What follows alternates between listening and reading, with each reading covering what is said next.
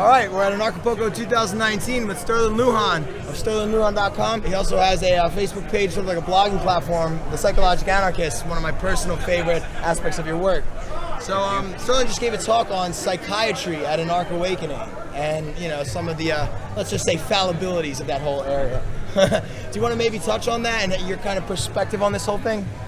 Yeah, sure. So immediately after I've talked about this a lot. I took MDMA very early on. Yeah. I had an awakening experience, the whole Satori experience, came to terms with who I was like immediately. Yeah. And after that happened, I got an interest in human psychological functioning. What causes people's minds to be perturbed or fractured? What causes what causes the breakdown of their psyche, right? And I also had family members and people close to me who were victims of the psychiatric industrial complex. They were shuttered in and shuttered out of this revolving door known as psychiatry.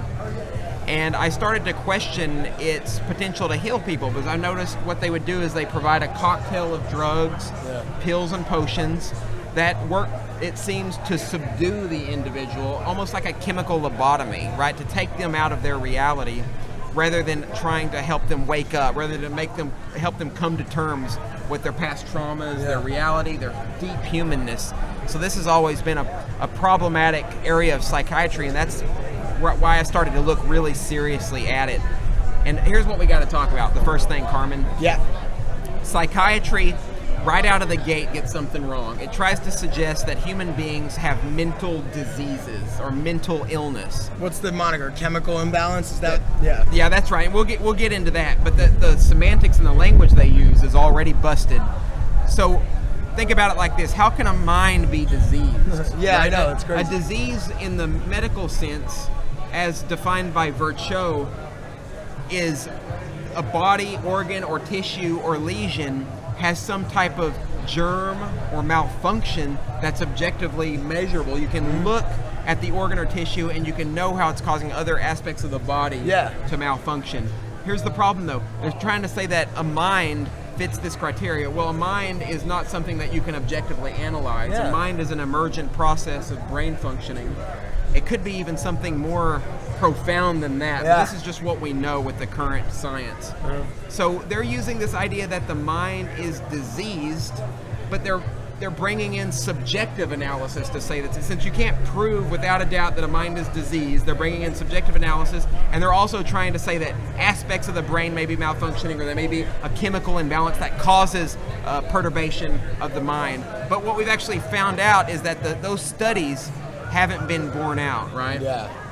So that's sort of the initial issue right out of the gate with psychiatry. A mind can't be diseased. The body can be diseased, the tissue and organ can all be diseased, but a mind can't. The moment you start saying a mind can be diseased is the moment you start causing a lot of problems in society. And here's the psychiatric example. So they use a manual called the Diagnostic and Statistical Manual of Mental Disorders to suggest that this is the human mind malfunctions they're in this manual, and of course they call it like it's a behavior checklist. If you meet the behavioral criteria, then you're sick.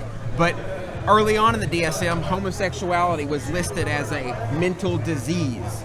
So this is a subjective validation, or uses like cultural morality to determine what the disease is. It's not, you can't objectively analyze someone's brain for homosexuality and say this is a disease that this person has. Everybody's brains are different. Everybody has different neurotransmitter levels. They have different wiring, and the brain is a very plastic organ. We've learned through neurology, and over time, as we relate and interact with various people, our brains change, and they change all the time. So there's no way that you can pinpoint a behavioral trait that someone may dislike and call that a disease. And homosexuality, as we know, was eventually removed from the DSM. But now there's things like attention deficit disorder, and there's also obedience disorders that children may suffer from. There's also various addictions to things like gambling. I'm not sure if that's actually in there anymore, but the latter is definitely there. So how is it a disease for a child who's not paying attention in an authoritarian system, in a schooling environment that's full of propaganda and nonsense? Like, the child is just supposed to sit there and pay attention to this teacher and learn, quote unquote, things that the child doesn't care about. Of course, a lot of children, especially boys, are going to be diagnosed with this attention deficit disorder. The attention deficit is because the curriculum is garbage. Amen. Right? It's not a disease, right? Anyway, we can even get into a lot of the ideas that science, that psychiatric science, quote unquote, has tried to suggest are the reasoning why they're trying to say these are diseases. And it seems like this opens up a door. It seems like to me, they're sort of like creating this subjective world of behaviors as diseases in a way to, one, be able to forcibly medicate you and cure you in a sense, or at least trick you into thinking that you need to be medicated. And then two, it really empowers a victim mindset when you do that. How many people get stuck in the I have this, woe is me, there's nothing I can do type thing, and these people erroneously think that they're a victim of this mental disease, which is actually a construct of their actual mind. So you have these people thinking that they're sick and that there's something wrong with them. Think about what that does to their self-worth.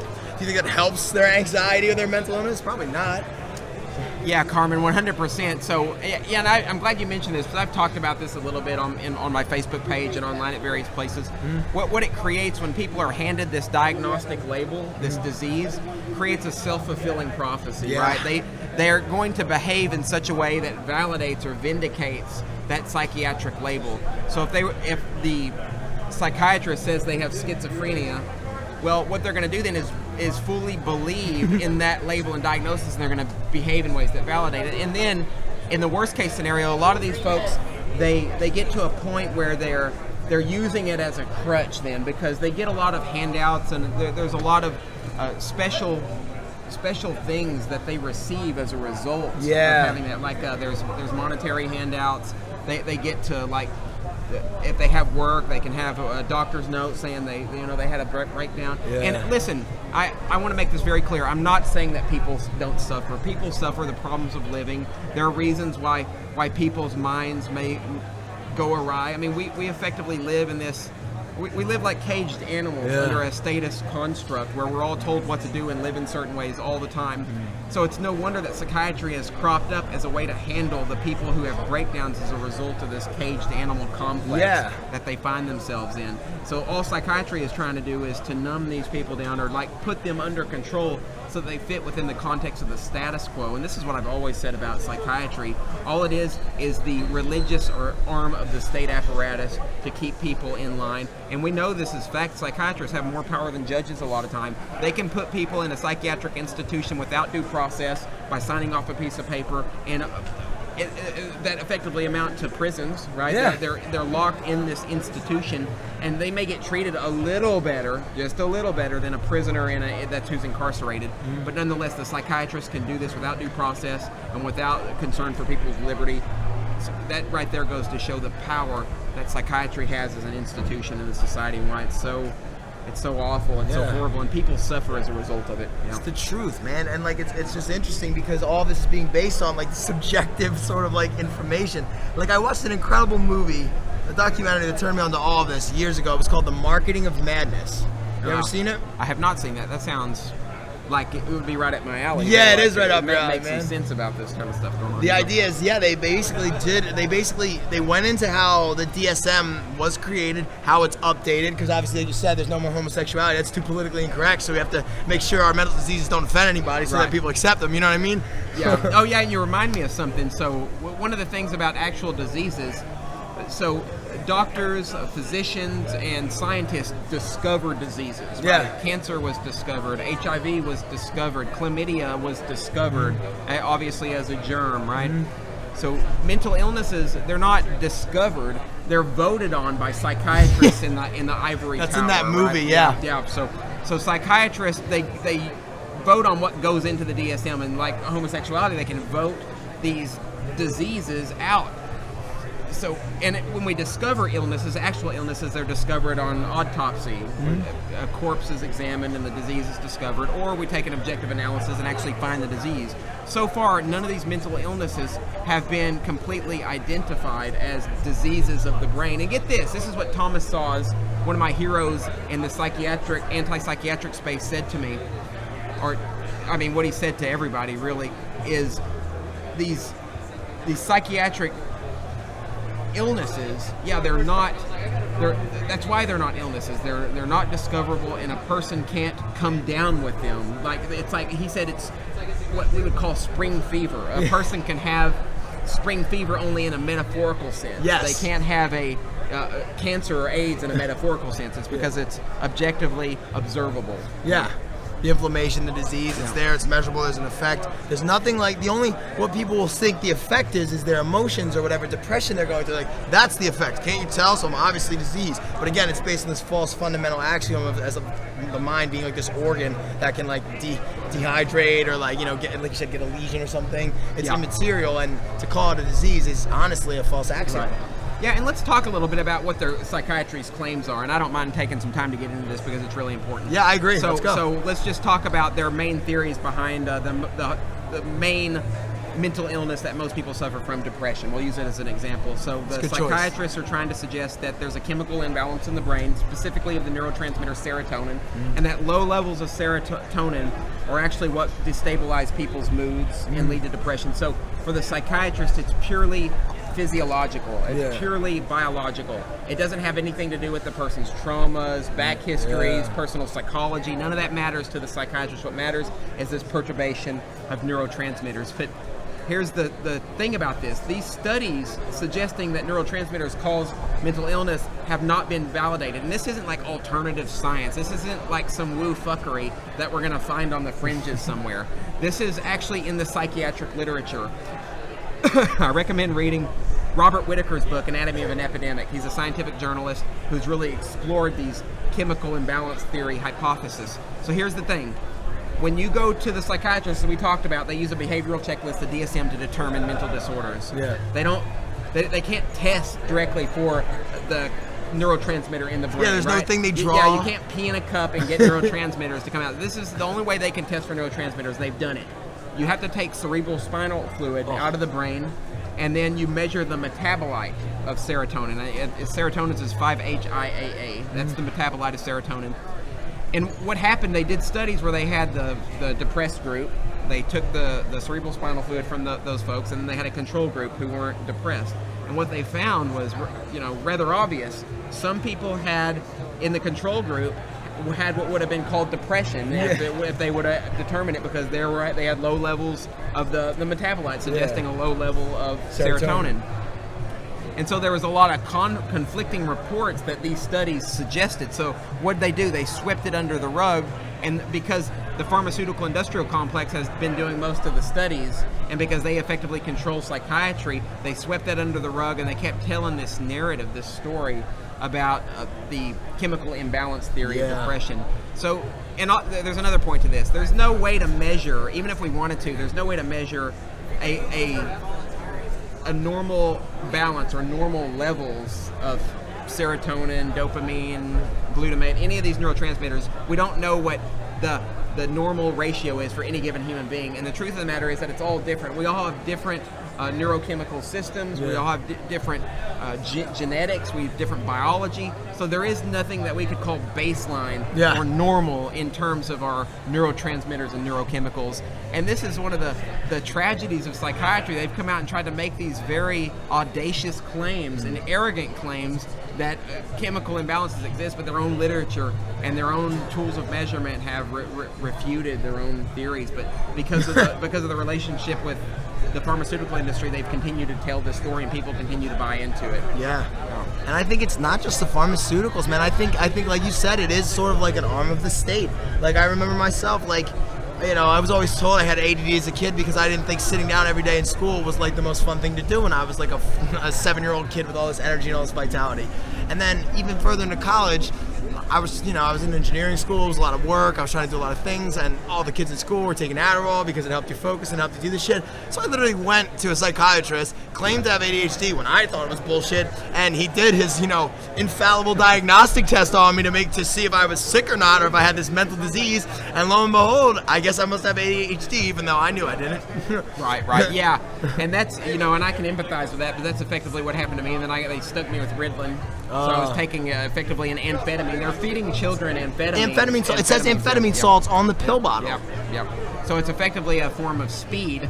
And in their twisted mindset, this speed is supposed to help the child function. Mm-hmm. And first of all, that doesn't really and to pay attention. How does that make sense if you have a child? And they try to use some weasel words to get around this idea. Yeah. But what's actually happening, and I remember this from personal experience, you take the amphetamine as a child, and what it does, it revs your mind up so much that you sort of enter into this like comatose state where you're just sitting and you're just looking out at the world, but inside you're fucking like really revved up, and it's very difficult to do anything other than just like sit there like plastered in this with this just vision of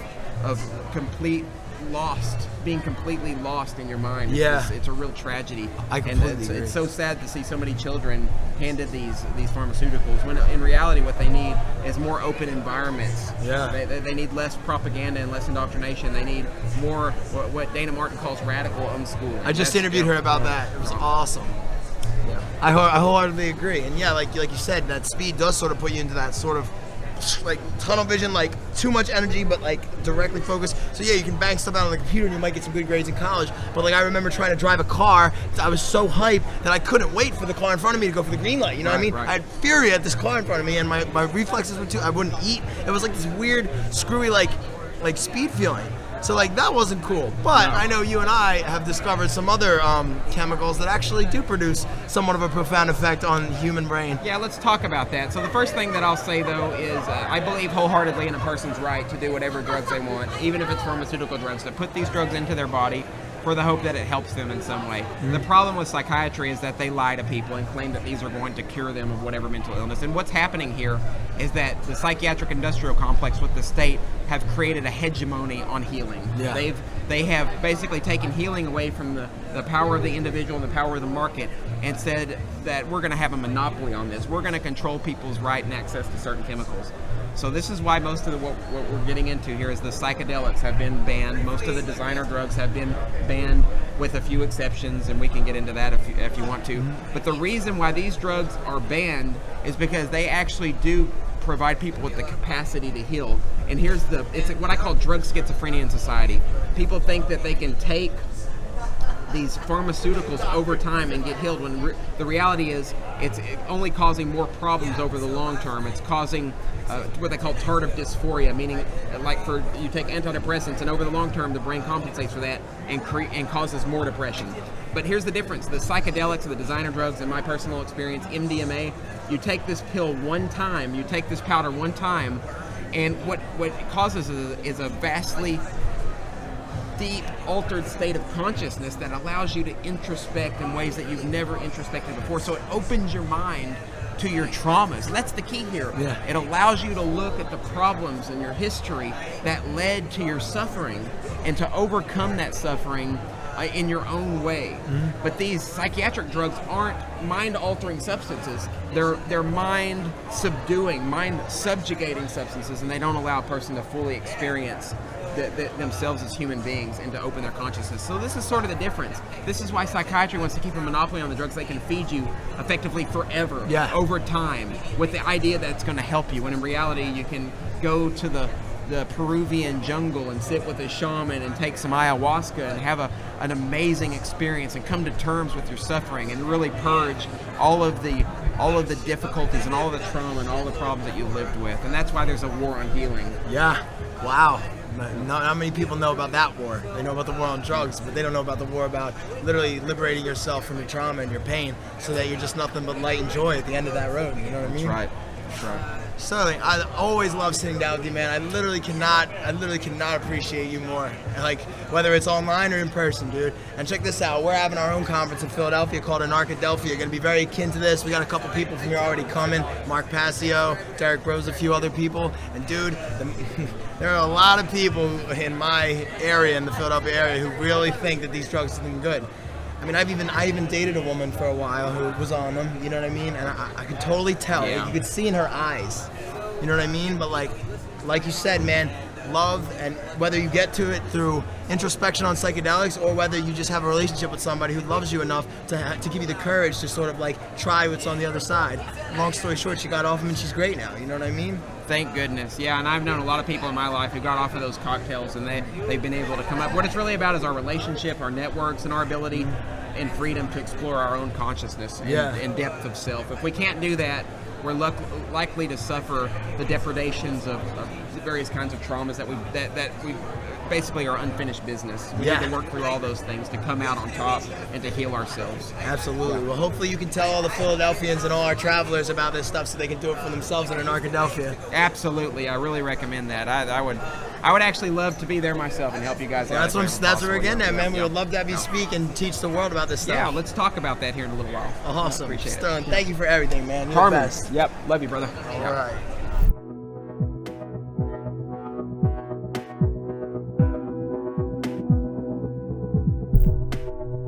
Join the State of Anarchy this September's Harvest Moon in Philadelphia, Pennsylvania, where this gathering of like minds aims to foster unbreakable relationships between the movement's leading forces, whom teach self-love and ownership, blockchain techno-economics, as well as exposing the Earth's sacred hidden knowledge. So will we see you there? If our content resonates with you, then definitely subscribe to the channel and hit the bell button, otherwise you will not get notified when we drop dope videos like this. Share it, like it, or even dislike it, but let us know why in the comments below. Hook us up with a crypto tip. Check us out on Patreon. Anarchadelphia is going to be sick. Tickets are already selling. First come, first serve, because we can only sell so many unless we get a bigger venue. You can go to anarchadelphia.com to get your tickets at early bird rate right now, or you can just go to the State of Anarchy and go through the shop. We got some dope swag. We're also going to be at Anarcho Vegas, July 19th through 21st.